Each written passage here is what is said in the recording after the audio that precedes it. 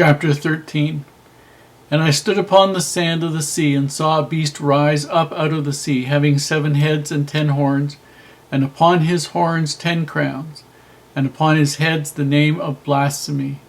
And the beast which I saw was like unto a leopard, and his feet were as the feet of a bear, and his mouth as the mouth of a lion. And the dragon gave him his power, and his seat, and great authority. And I saw one of his heads as it were wounded to death, and his deadly wound was healed, and all the world wondered after the beast. And they worshipped the dragon which gave power unto the beast, and they worshipped the beast, saying, Who is like unto the beast? Who is able to make war with him? And there was given unto him a mouth speaking great things and blasphemies, and power was given unto him to continue 42 months. And he opened his mouth in blasphemy against God, to blaspheme his name and his tabernacle and them that dwell in heaven. And it was given unto him to make war with the saints, and to overcome them. And power was given him over all kindreds and tongues and nations. And all that dwell upon the earth shall worship him, whose names are not written in the book of life of the Lamb, slain from the foundation of the world. If any man have an ear, let him hear. He that leadeth into captivity shall go into captivity. He that killeth with the sword must be killed with the sword.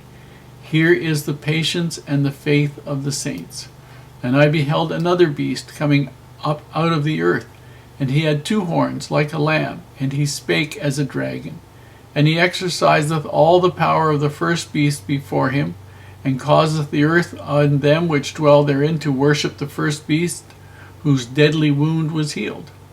And he doeth great wonders, so that he maketh fire come down from heaven on the earth in the sight of men, and deceiveth them that dwell on the earth by the means of those miracles which he had power to do in the sight of the beast, saying of them that dwell on the earth that they should make an image to the beast, which had the wound by a sword and did live.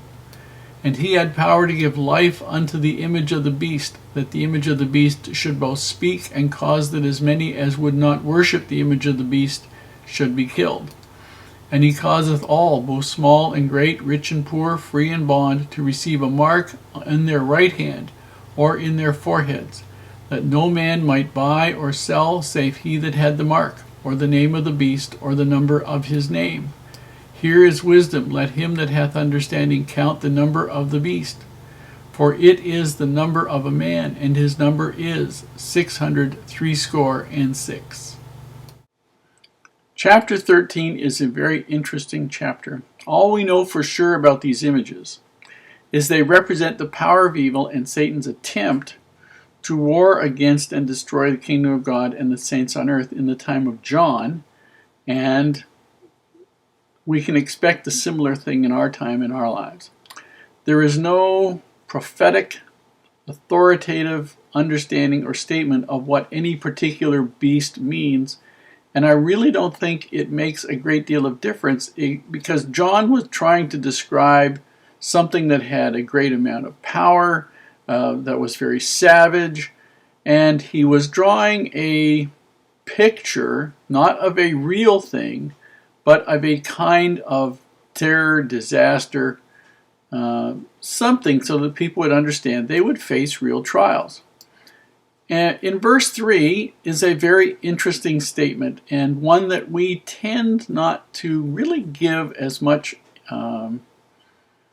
understanding to as we should. And I saw the one of his heads, which was the knowledge, as it were wounded to death, and his deadly wound was healed. And all the world wondered at the beast.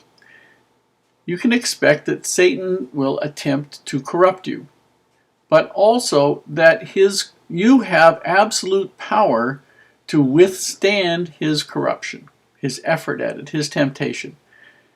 He can't tempt you with something you don't want. I can't say that enough. He cannot tempt you with something you don't want. He has some prior knowledge of you. He may know the kinds of things that you want because of things you've done yourself, and he may tempt you with those.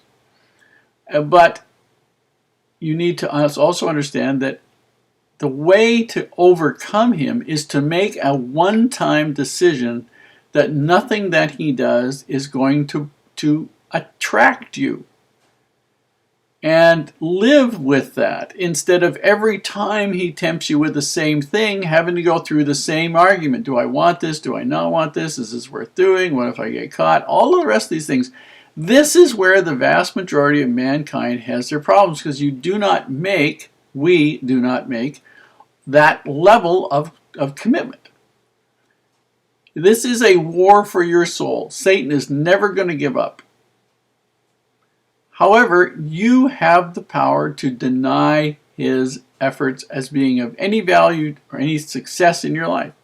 He will never give up, but you don't have to give up either. You have the ability to completely resist and never give in to the temptations he sends your way. Okay? Can't say this enough. If it isn't something you want, if it isn't a temptation to you, then it is not going to have any impact on you. You have to decide that you want the things of God more than you want the things of the devil. And as long as you try and have some of both, you're not going to wind up having anything of God, and Satan will give you all he wants to make sure that you're going to be in hell with him. That's what it all boils down to. Now, verse 9, if any man have an ear, let him hear. Verse 10, he that leadeth into captivity shall go into captivity. If you lead yourself into captivity, you're going to go into captivity. The patience, verse 10, the patience and the faith of the saints is to do the things of God. That's your strength. If you do that, you have nothing to worry about.